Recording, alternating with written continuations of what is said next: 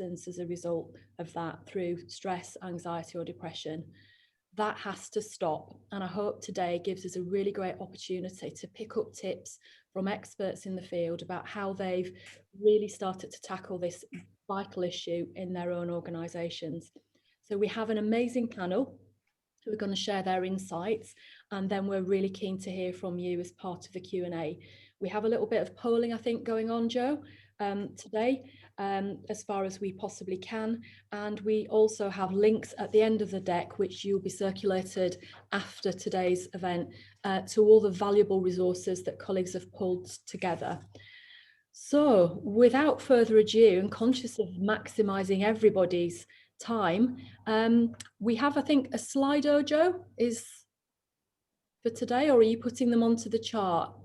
What we'd like everyone to do, Emma, if they can. So if we start with summarising 2020 in one word in the chat, that would be awesome. Thank you.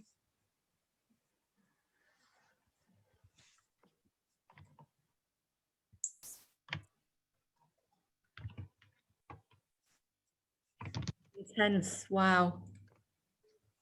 Yeah, there are some excellent there. Exhausting, frantic, bumpy, challenging, intense, full on, emotional, hard, unpredictable, overwhelming, underwhelming. Okay, and we need to go out for a drink, Ashley, because I feel a little bit like that as well. Growth, intense, lonely, tough, challenging, revolutionary. That's a very positive and upbeat comment, Martin. I wouldn't have expected anything less.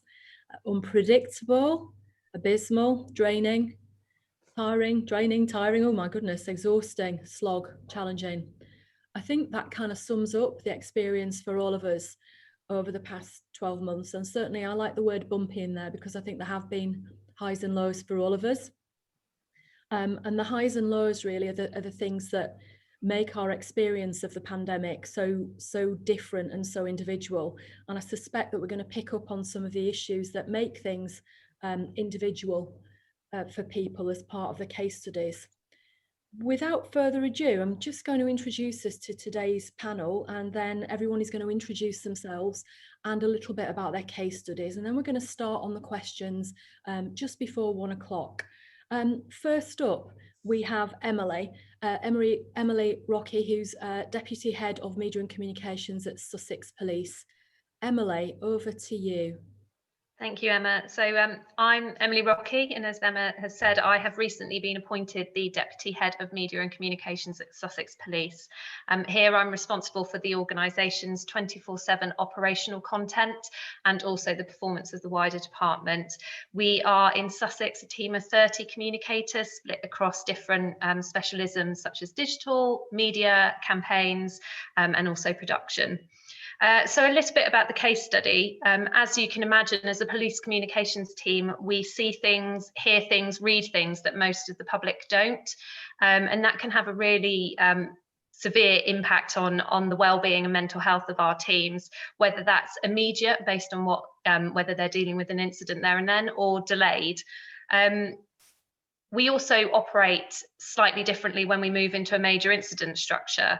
And so that impact on well-being can be intensified in a very short period of time. Our case study focused very much on COVID. And for us, we moved into a major incident structure as a full department, so all BAU was stopped. And we were also collaborating with our partner force, Surrey Police. And so the intensification and around the demands upon our people was high, but no different to other major incidents that we've dealt with in the past.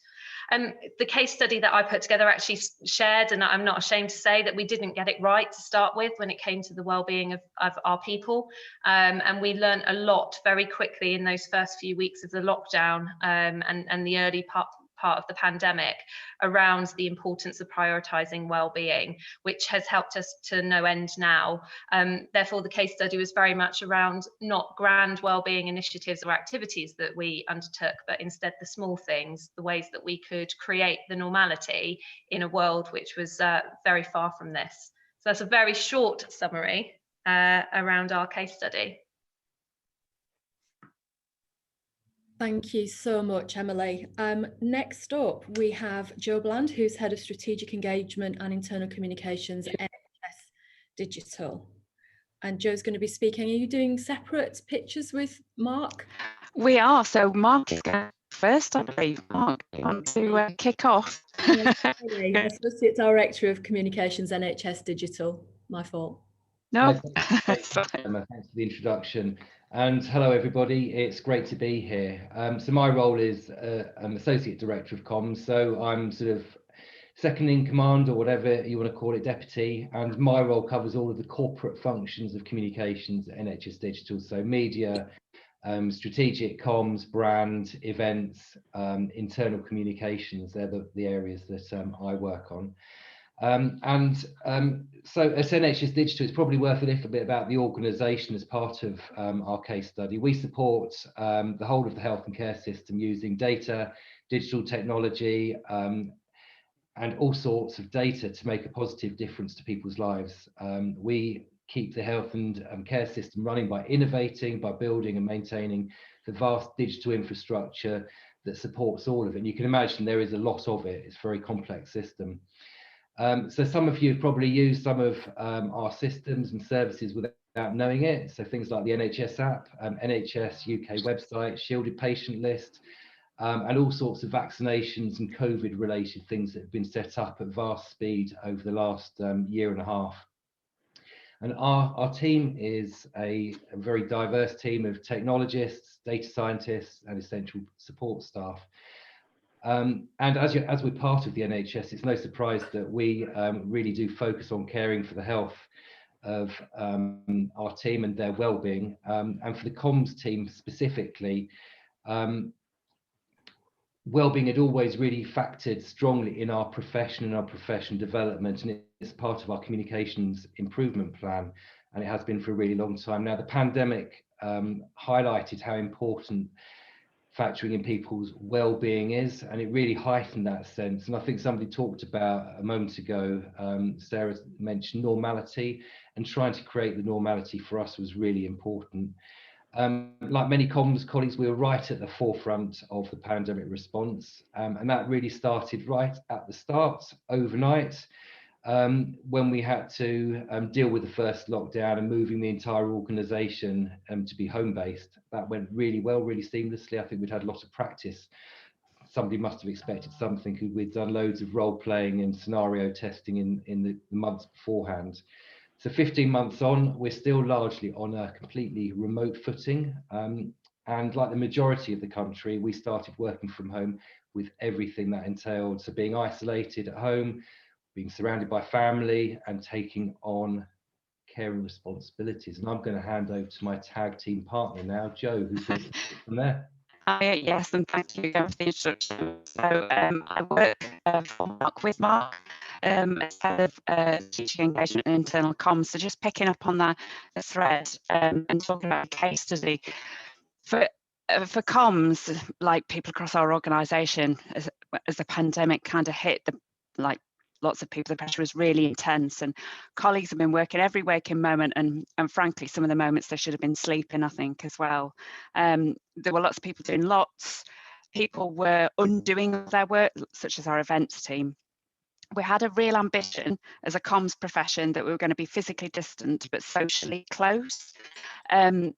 We had wrapped around us an excellent organisational response, and there were lots of policy easements put in place to help working flexibly. We've got an employee assistance programme that was already there and providing support not just for wellbeing but also financial support. So much more wraparound, and we have mental health first aiders as well. I think the key message was for us that we wanted people to know that it's actually okay not to be okay. Speak to somebody, take a bit of time. We do, as a comms profession, run a quarterly survey to ask colleagues how they feel, what their needs are. And from that, we introduce virtual away days with professional development. We introduce much more social activities in terms of interacting on non-work topics, so quizzes, coffee breaks, and we started having a much more open conversation about well-being and mental health. We don't profess to be the experts or have all the right answers. I think the thing is that we're not going to stop learning, but it doesn't mean that we're not going to keep trying. We want our comms team at NHS Digital to be a great place to be, to work. I think there's a line in our case study is what we do matters and our people are at the heart of what we do, and I think that kind of sums up our approach. So that's a bit of an outline of our study.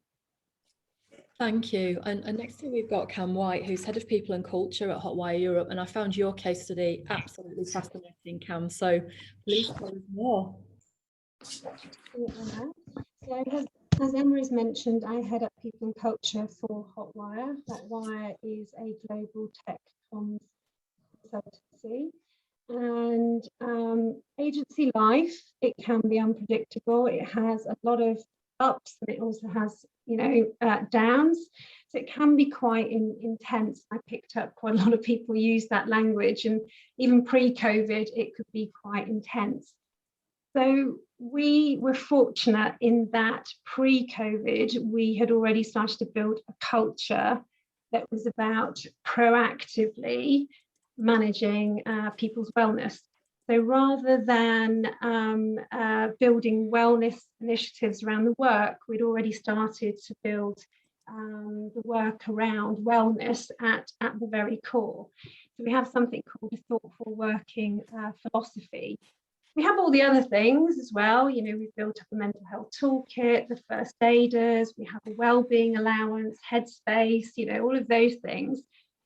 But what we really wanted to do, and what really helped us during the pandemic, is get people to a place where they work in the best way possible for them.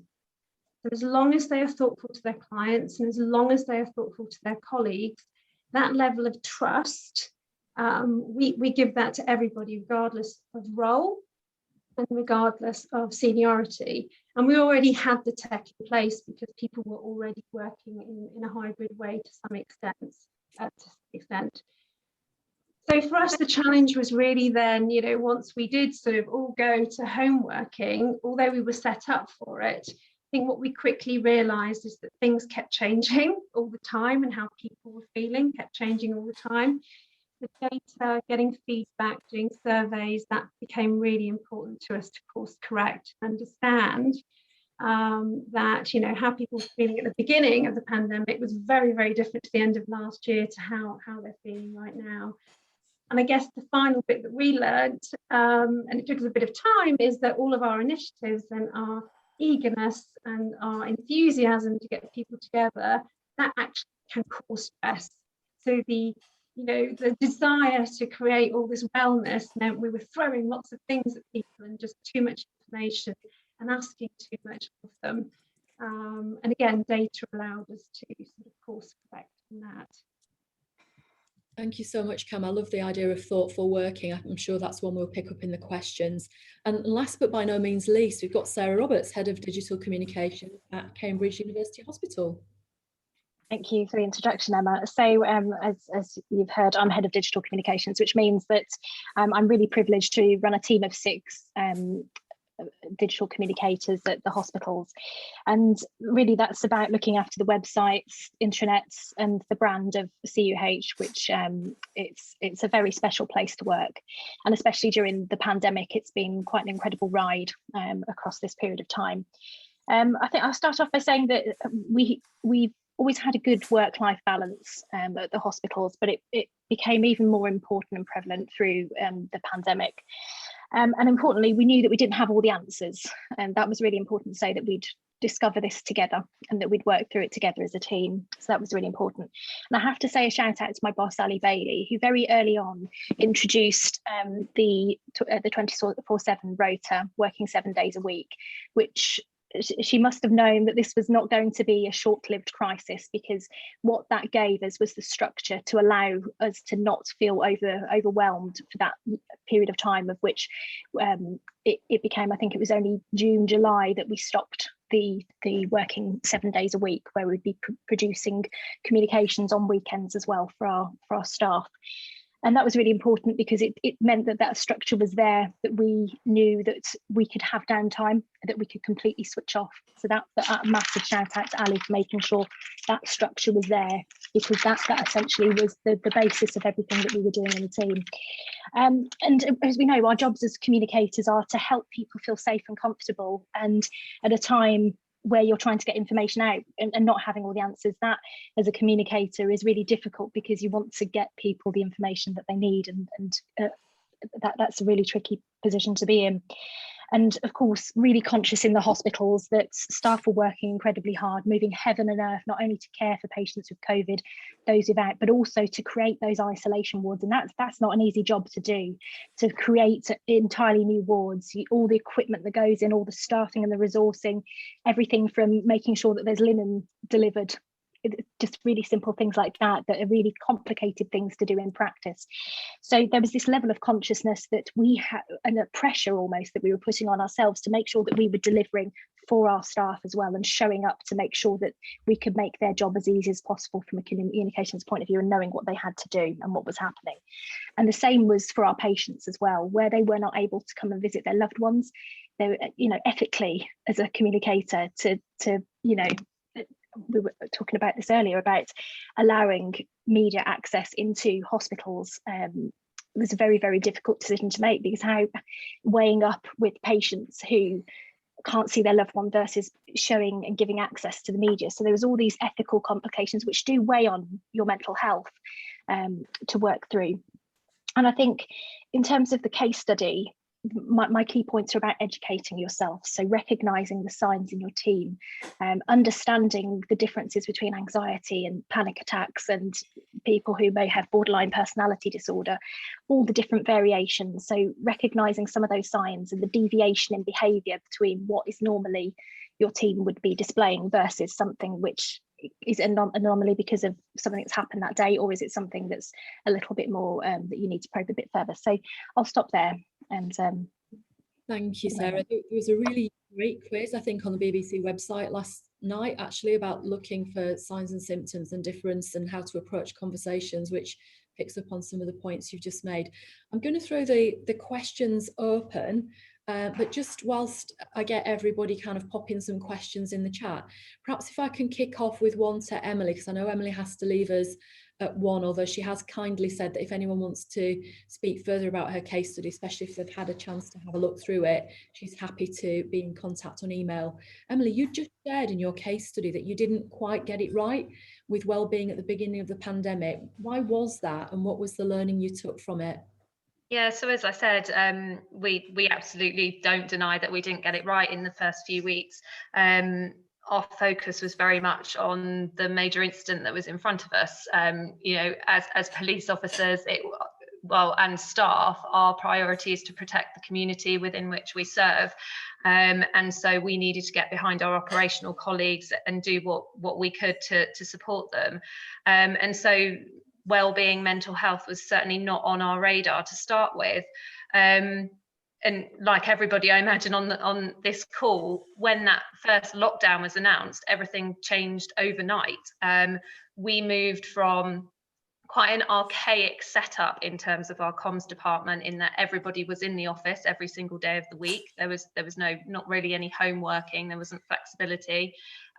We moved into a major incident structure, which, as I said, you operate very, very differently in that, and I'm sure many of you can have been part of a major incident structure and understands that it's quite different. So all of our team members, as I say, we have 30 in Sussex and about 25 in Surrey, all stopping their business as usual work, taking on new roles, new working patterns. A few of you mentioned 24/7 rotas coming into play. And also we had quite a new team, so lots of people never taking part in a major incident before or holding any of the key posts. So a lot of uncertainty, and lots, and a few of my fellow panelists have said, lots of communication coming in at them and bombarding them and trying to set this up quite quickly.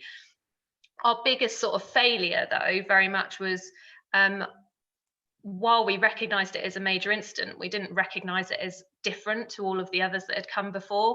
So yes, there were long, intense hours, and the demand was incredibly high, like any situation. But what COVID didn't provide us with, and what we didn't recognise, was that downtime when you weren't working. Because actually, when you finished your shift, you went home, or you were at home anyway, you turned on the news, it was COVID. You turned on the radio, it was COVID. You may have had family members who were shielding or who had contracted the disease. So there was absolutely no break to get away from the bombardment of communication around this. So while we have, and I'm sure, you know, like the NHS, like some of the other companies already spoken, we have a fantastic wellbeing offer for our officers and staff, every single service under the sun. What we didn't have was those opportunities where we could reconnect people and have that human contact and create that normality, so that they had routine, they knew logistically what was going on. So the way that we overcame that was with three things mainly. We quite quickly appointed a welfare manager, so that was a rotating role within the department, and that was the responsibility of that person, was to check in on people on a daily basis. That was all they did on the day that they were the welfare manager. They just made calls to people, because line managers were tied up in the major incident structure, so they weren't getting the one-on-one support. So that was actually quite a big turning point for us when we put that role in place, because actually not only did it allow people to share how they were feeling and for us to get a heads up, but actually it improved communication between the teams and relationships between the teams, because it was different people talking to different people on a daily basis. So that was a significant learning for us. The second thing that we put in place was a duties manager. So again, moving into that structure, different roles, different working hours. You weren't in a department together, whereas normally you'd be in a command suite. We had somebody, again, dedicated to managing that duties rota, so that everybody knew exactly where they were working, when they were working, and who they could call upon in which role. And that just provided that logistical security that everybody was lacking, and really helped them have the clarity around how we were managing the operation. And then finally, I would say it was a real encouragement of our people to take ownership around wellbeing and mental health. So saying that we as the managers weren't going to lead on this. You know, this is something that we wanted people to do themselves, access the services if they needed to, but also if they had an idea as to how that they could bring people together in the department, just to go ahead and do it. So we had people who were just setting up virtual comms cuppers, where you talked about everything but work. When you were allowed to go outside for walks, with 6 people, we set up wellbeing walks in beautiful locations across Surrey and Sussex, which again just meant people could have that FaceTime in a COVID secure way. We set up daily meetings. Somebody suggested, you know, actually it'd be good at the beginning of the day just to have a quick half an hour where we could air our stresses and our successes on a daily basis. So it was very much, as I said in my intro, it wasn't about the grand gestures for us. It wasn't about all of the services and promoting the services that we have, because, you know, we have them. It was there to, our focus, once we realized we needed to bring people back together, was how do we create the normality in the simplest way possible? And that's how we're now operating our wellbeing model moving forwards. Thank you. Thanks very much. I'm going to go straight to the chat. We've got some really interesting questions coming in. I'm going to ask our panelists if they want to chip in, do give us a wave, and be quite pithy with your answers, because I think we're going to get quite a lot of questions coming in. I'm going to kick off with Martin's, the discussion around hybrid working and what well-being considerations we need to think about in respect of implementing hybrid working. So a little bit of a looking forward question. Anyone particularly keen on taking that one? Sarah and then Marc, thank you. I think there's something to be said here about routines and having those points at which there are structured points of the day. So, for example, something that was really important to my team was the opportunity to have time together.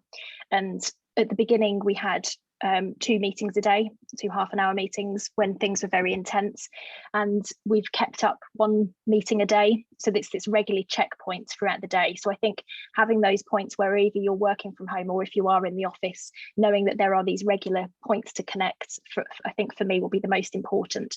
And my commitment to my team is that I will continue to do the daily meetings for as long as they find them useful, and at that point they become unuseful, then they will cease. But I think that the opportunities for structure and where people can know what to expect. Any dangerous. Very pragmatic. Marc, I think you wanted to comment. Yeah, I think it's very similar to Sarah, to be honest. We found that very regimented, structured approach with update meetings. Can we talk about one of your friends who's in Bodhimale or somewhere he's working on this? Hi, could you please put yourself on mute? Yeah, short, sharp meetings, and making sure that we had the cascades. You know, we had the gold, silver, bronze approach in place. And we also were fortunate because we were getting, apart from it being really hard work, hearing it in the news, actually, the behind the scenes hearing from Chief Medical Officer about, you know, what's landing on the ground was really useful. So providing a structure, making sure people were connected and actually getting some of, you know, being in the NHS, we were getting the real news rather than, you know, the hearsay that we maybe saw in the press. That was really useful. And it's interesting that while we were doing all of this hybrid working, which was actually mainly being completely remote for most of the organisations, there were a few roles that were, you know, had to be still in the office doing engineering type of roles. But for most of us, we were completely at home. We were actually moving to a new office in the middle of all this, and the new office only has, or our main office in Leeds only will have 50% of the number of seats that we've got staff. So we were thinking about that as well, and that was really interesting. So this has all been a really good practice, and we surveyed people, and really interesting to see people's preference for what happens after the pandemic.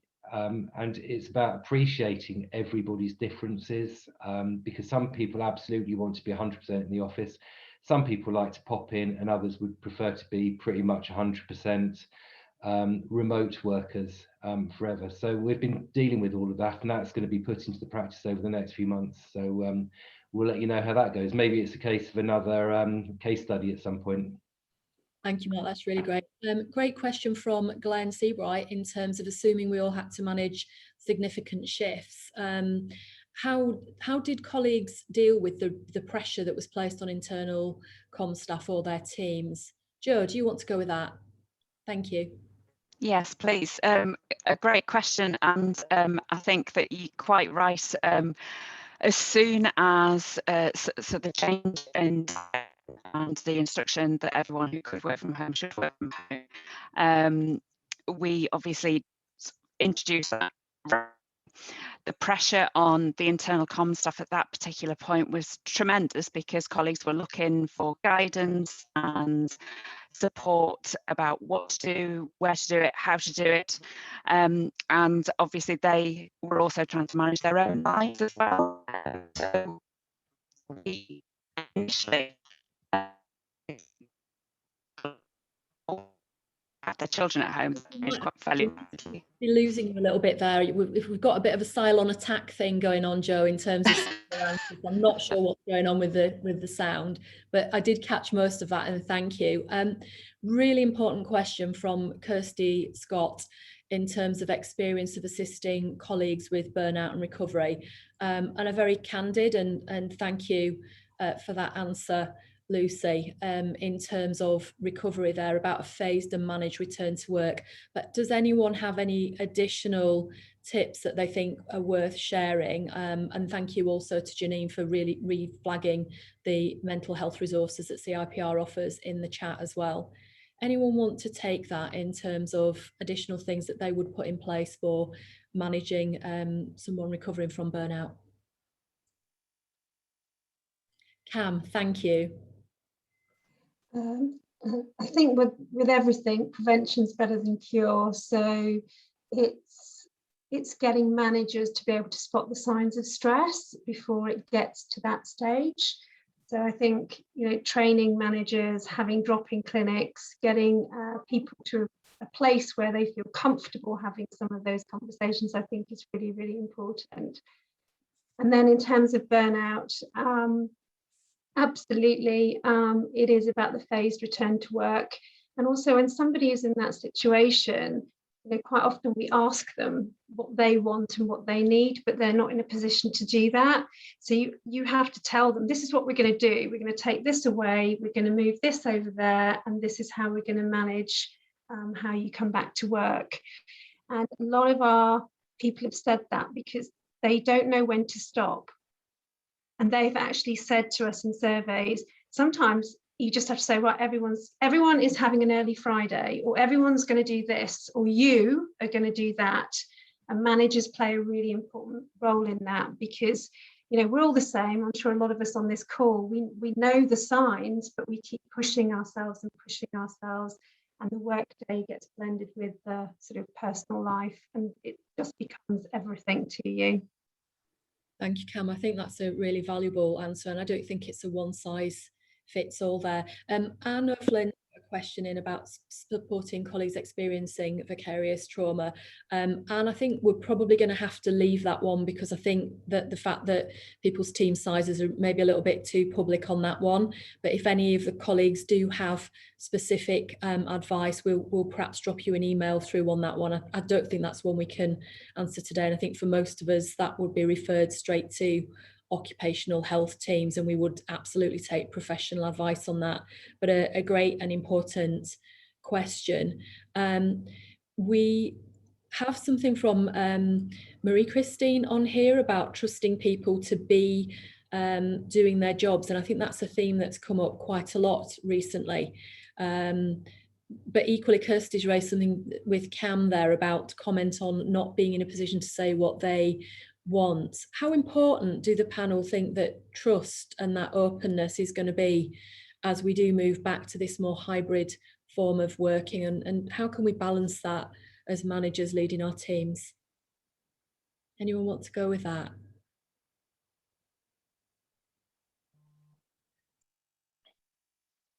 Oh, you've just put yourself on mute, Emma. Right, Kam and then Sarah. Well, trust is essential. I mean, we trust people in our hospitals to deliver care to patients. We trust people to do their jobs. And I think we have to trust people to do their jobs in a way, as long as they're delivering the job in the way that they need to, that supports their mental health. Of course, there are certain boundaries around that in terms of making sure that what you do for one person doesn't have an adverse effect for other people in the team. And I think that's really something that we're trying to work through, is that the flexibility that you offer one person has to be available in some form to other people. So it's individually managing it, but also thinking about your team as a whole. For example, if you're allowing all of your team to go work early hours and then leave early, what does that do in terms of balancing the needs of the organisation as well? So there's this very conscious of balance, but trust is central to all of that, whether they're working at home or in the office. Trusting people to do their job is essential. Thank you. Kam, is there anything you want to add to that? And then we'll go back to the questions in the chat. Just similar sentiment that trust is at the heart of everything, and if you trust people, they grow faster, they have more autonomy. The downside is actually more that they end up working longer hours. So we have found people have been more and more productive because they've just got on with stuff and carried on working. So you need to keep an eye on them, not to make sure they're doing the work, but to make sure that they're not overdoing it.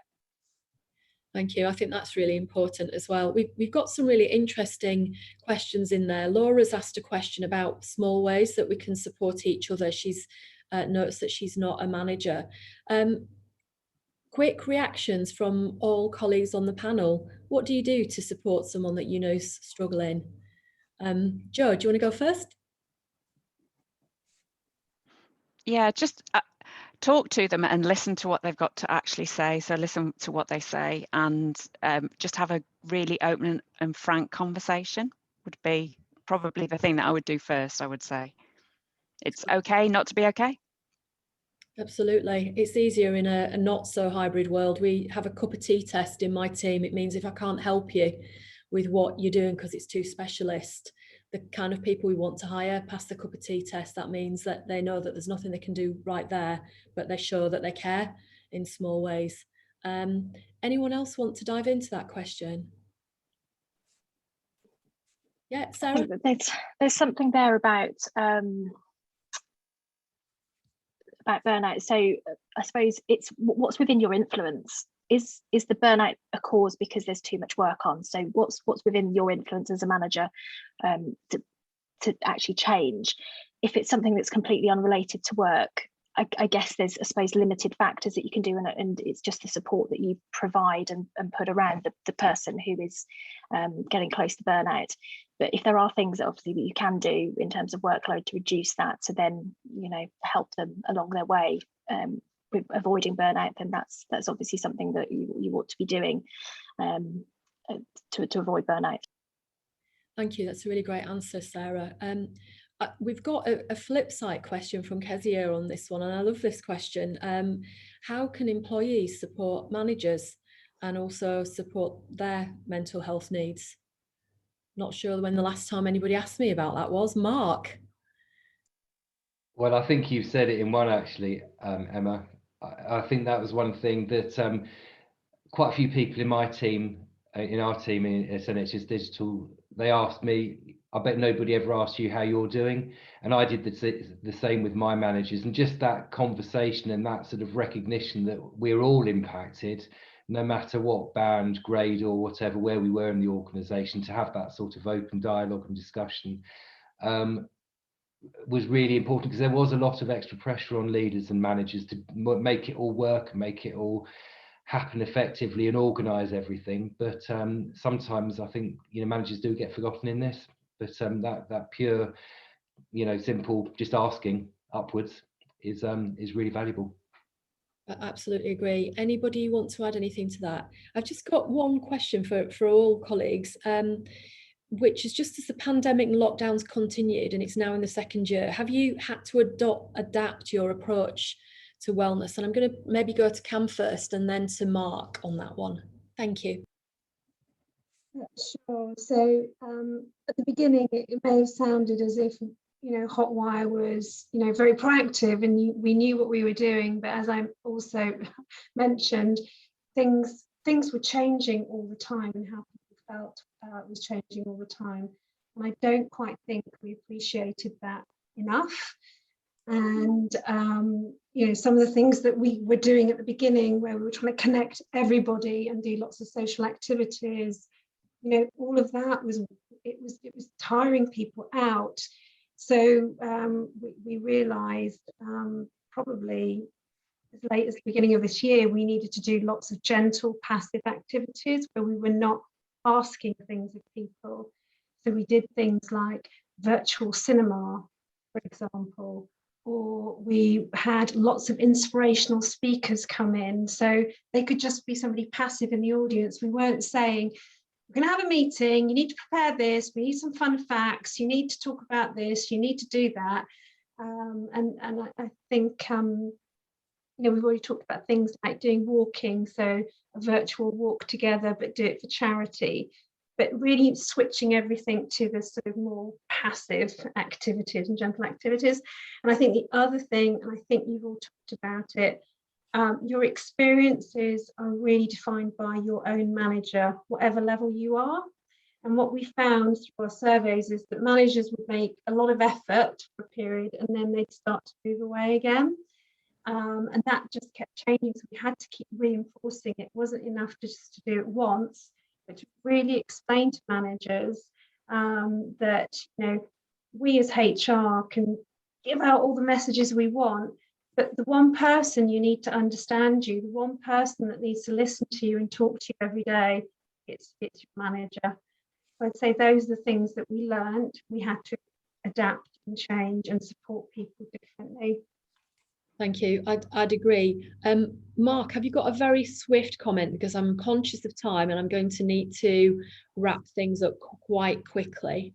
I think Kam probably said most of what I would have covered. I think our experience was like, you know, scaling a series of peaks. We started off at base camp and every government announcement meant, you know, a new one. practically every couple of days. So we did that sort of stop, review, see where we needed to be, and make sure we nuanced and checked on what the approach would be, while checking, asking, repeating the messages. And that was at the risk of wellbeing message fatigue. We did actually get a bit of that. People said, we have heard that before quite a few times, but actually it's really important because the team is a whole bunch of different people, and lots of people, you know, they may have been okay at the beginning of the pandemic, but 8 months in, they weren't okay, and vice versa. It changed. So, you know, the whole thing did keep on shifting around. So we just had to keep on checking and making sure that everybody was aware of the support that we had. And we kept on reintroducing new things, different things. And I think some of the things that Kam was mentioning, those passive opportunities, the walk and talks, the coffees, guest speakers, anything like that, even playing a bit of music during a meeting. Those things we've continued now into the future because they've actually gone down well, and they help to break down the barriers. Thank you, Marc. People have clearly never heard me singing, or they wouldn't be making that comment about music. There's a chance. Thank you to everyone who's joined today. We have got another event on Friday, and you'll see a link to that. If you fancy a little bit of desk yoga and similar on Friday, please do that. I'm sure that that we'll be picking up on some of the questions we haven't perhaps been able to answer today, and I do suspect that there might be some interesting blog post or follow-up material for the group in the chat. So I'm sure we'll wrap that up and then get that sent through to colleagues.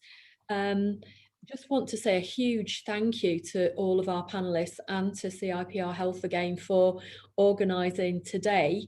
Janine and Joe in particular, is there anything else I'm supposed to have remembered to say before we kind of finish? And it's great, just by the way, in the chat to see people connecting with each other and sharing those ideas. So there's some really great ideas in there. I've been making a couple of notes as we've gone through today. I just wish you'd been able to go on longer. I think some of the wisdom that the panelists have given us and the sort of tips and hints for change, just amazing. Thank you. I just wish we could do a part 2.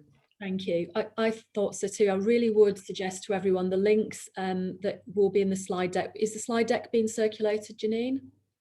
It can be, and I've got the chat captured in file, so we'd be able to answer some of those questions as well. So I really would recommend some of the resources. I went through them in detail last week, and I was absolutely blown away by some of the great stuff in there, and also by some of the comments. Really good food for thought.